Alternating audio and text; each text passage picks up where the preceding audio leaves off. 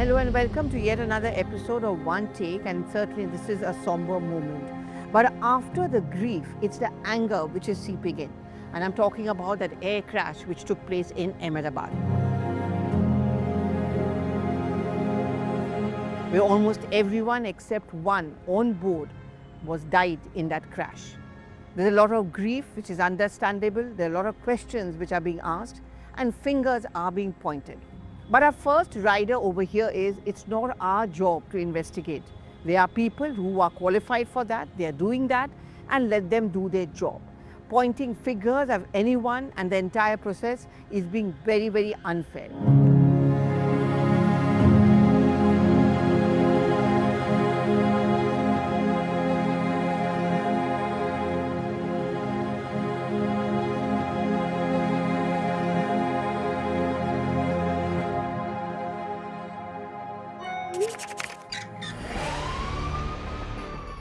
Here I'm going to focus on two important things. One, why is it that a pilot is being blamed? Is that fair?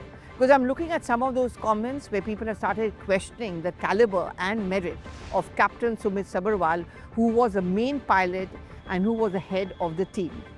He's got an excellent track record. If you just look at his profile, he's supposed to have been extremely low profile, not overly aggressive, but he knew to do his job. His last cries were also something which were mired in anguish, because as a professional he knew what was going wrong. When he said Mayday, Mayday and the flight is going down, he knew what was possibly going wrong. There are many people who say that the incident could have come out with a larger number in case it had crashed into a populated area. Yes, it's unfortunate the way the having lunch, hostel, doctors also unfortunately died. But is it fair to blame the pilot? There are multiple theories which are coming out where there are graphic explanations which are being offered to show that how the flaps didn't come down or the flaps came, or how suddenly the aircraft seemed to have nosedived, how he could have maneuvered it. I think it's very, very unfair, because that's exactly what the two black boxes will tell us. The voice recorder has also been discovered. There's an entire committee which has been set up, which is not just going to look at this crash, but also in future how one can take up steps to avert a similar kind of a situation. And it is then when we can come to know that whether it was indeed pilot error.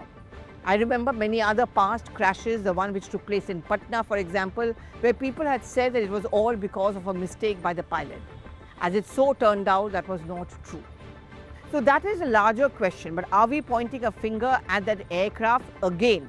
My word of caution is absolutely incorrect. Yes, there are multiple questions and thoughts which are crossing our mind, but more than us who have not lost, many of us who have not lost anyone in that air crash, we need to empathize with them, and we need to understand why the family of the victims are angry, because they are ready to cling to any explanation which they get to hear. They also must be wondering, was the pilot to blame? Was it the Air India which was to blame? Because there have been many incidents in the past where there have been multiple complaints.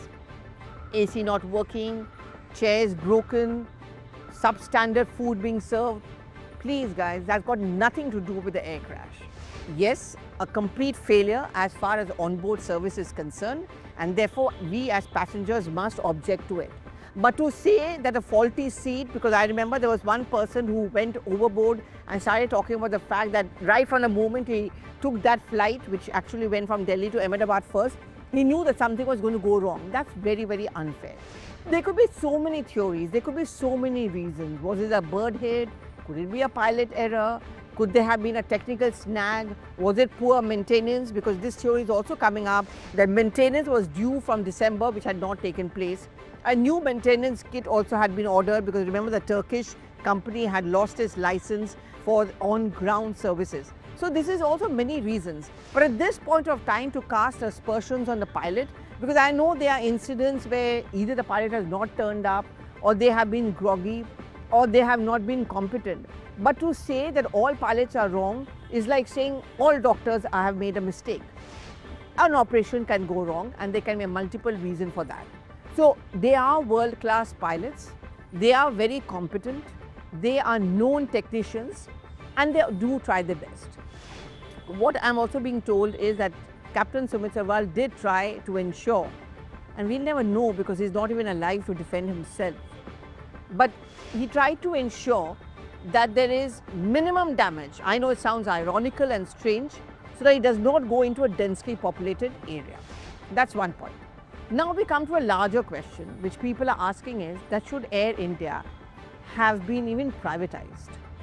Because remember, there have been lots of complaints about the airlines after it was privatized, after the merger of Vistara and Air India. I don't think it is right to ask this question.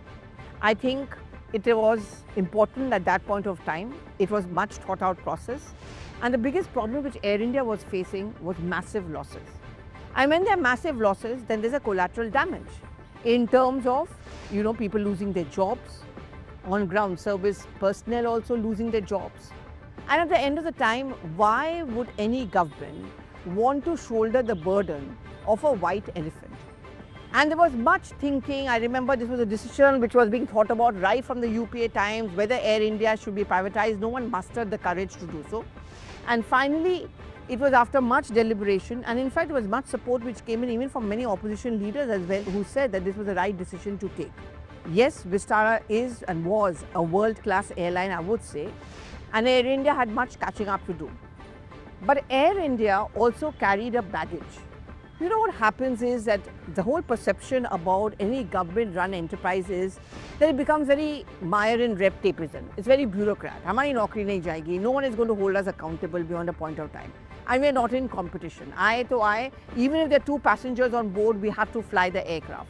I remember I have travelled so many times to Mumbai and Kolkata where there were barely 5 to 6 passengers. But because they had to do it, it was a Sarkari airline, it had to be done. The whole idea behind privatization is it gets competitive. Second, it ensures that because in the name of profits, it actually ups its game. That was the reason why there was a merger of Vistara as well as Air India. Let's not forget, Tata is known for its hospitality services. Perhaps they would require a lot of time more. I think they are also perhaps being unfair to think that Tatas were incompetent or Air India was not being able to do so. They are teething problems which I think they were trying to work out, and there was pressures on them, and every time a reassurance was given. Many people of us who've travelled did notice a marked improvement. Unfortunately, an air crash should not colour our opinion over any one airline. Things can go wrong with the best and world-class machines or world-class airlines as well. I mean, look at the aviation history.